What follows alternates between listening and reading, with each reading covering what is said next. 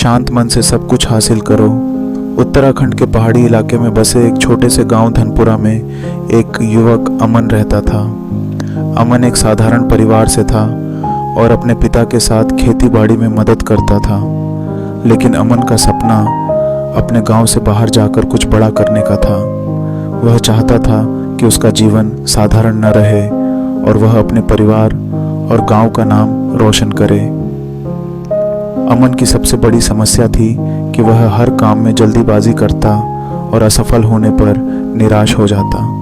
उसकी माँ अक्सर कहती, बेटा धैर्य रखो, हर चीज़ समय के साथ मिलती है। लेकिन अमन को यह समझ में नहीं आता। संघर्ष की शुरुआत अमन ने कई बार बड़े शहरों में काम की तलाश की, लेकिन हर बार असफल होकर लौट आया। वह निराश होकर सोचता, क्या मैं कभी कुछ बड़ा हासिल कर पाऊंगा?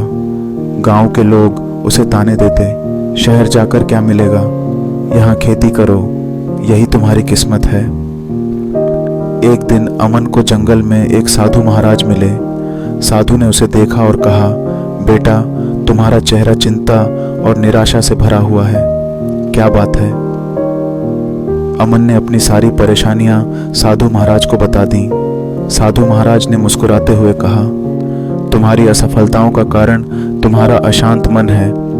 जब मन अशांत होता है तो हम अपनी पूरी शक्ति का उपयोग नहीं कर पाते। शांत मन ही सफलता की कुंजी है। अमन ने पूछा, महाराज शांत मन कैसे पाया जा सकता है? ध्यान की सीख, साधु महाराज ने कहा। हर सुबह उठकर प्रकृति के बीच बैठो और ध्यान करो।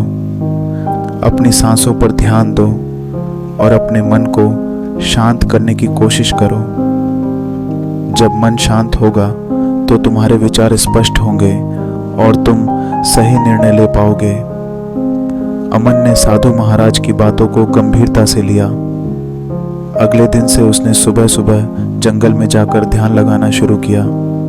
पहले कुछ दिनों तक उसका मन इधर उधर भटकता रहा, लेकिन उसने हार नहीं मानी।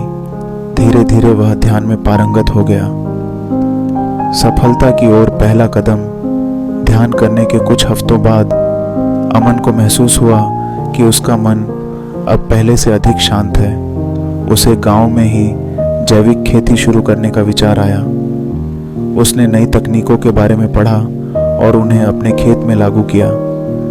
गांव के लोग जो पहले उसका मजाक उड़ाते थे, अब उसकी मेहनत देखकर प्रेरित होने लगे।